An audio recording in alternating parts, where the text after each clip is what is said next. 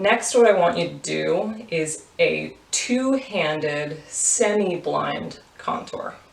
What does that mean? I have two pencils here, one in each hand.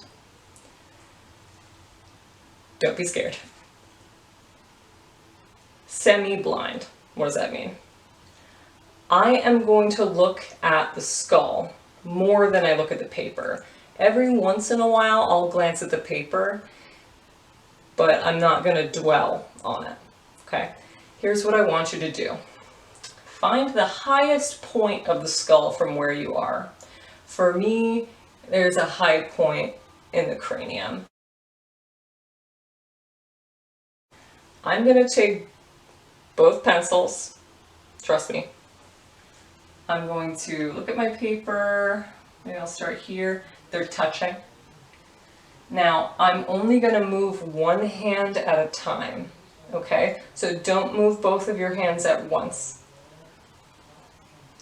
Whew, the hardest part of the skull is on my non-dominant side, so I'm just trying to believe right now. Okay, so I'm going to try to move my non-dominant hand, my left hand,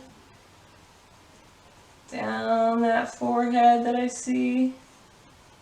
Oh man, okay, I'm going to slow down. Now, you can see that every once in a while I'm just glancing at my paper, trying to get this left hand to do anything good. Okay, so I've worked with the left hand. I've drawn about 2.5 inches of line. I'm going to switch to the right hand now. Much easier for me to control.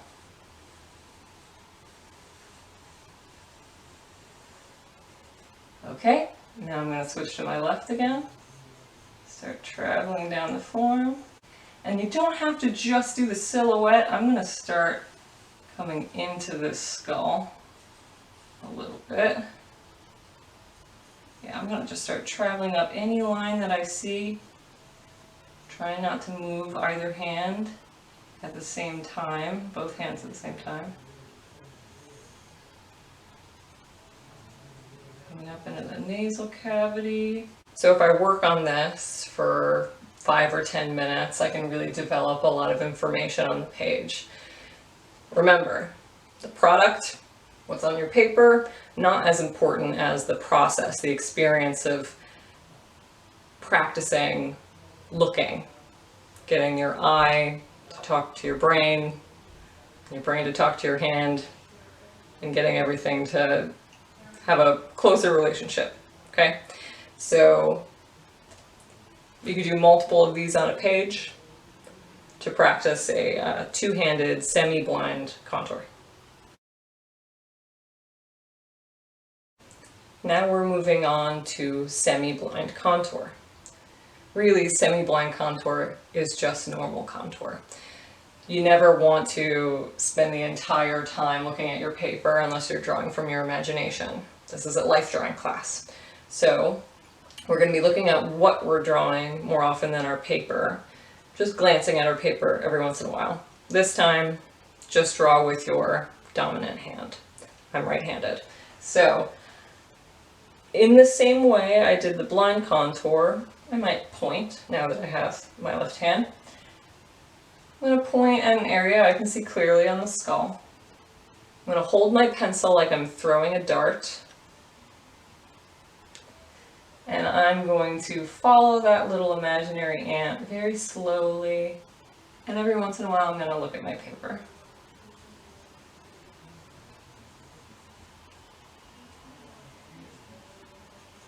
Using my pinky as a kickstand. You can take your pencil off your page at any time and look at what you've done and come back in. I'm pointing at areas I can see clearly, tracing them with my left hand, and whenever my left hand moves, my right hand moves. Very slowly.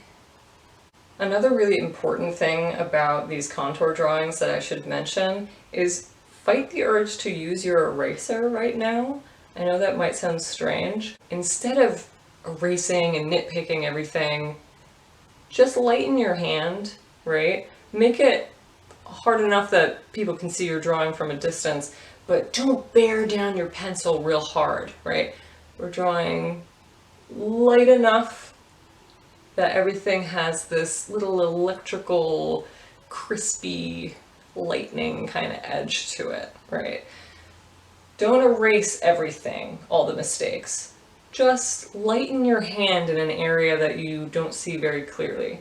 We have a tendency to draw harder when we're confused or in an area that we can't really get to work. We get frustrated and we go, oh, I can't get this right. And we make it so dark that it's what everybody focuses on because there's so much contrast. So instead, be mindful. In the areas that are difficult, just lighten your hand. Don't erase. Let me see every mark that you made so I know how to sway you or how to steer you in the right direction. As you can see, I've started my contour. Notice that there isn't any shading or tone, just linear contour. So fight the urge. Don't crosshatch, just pure line. Some other tips are to focus on the positive and negative space.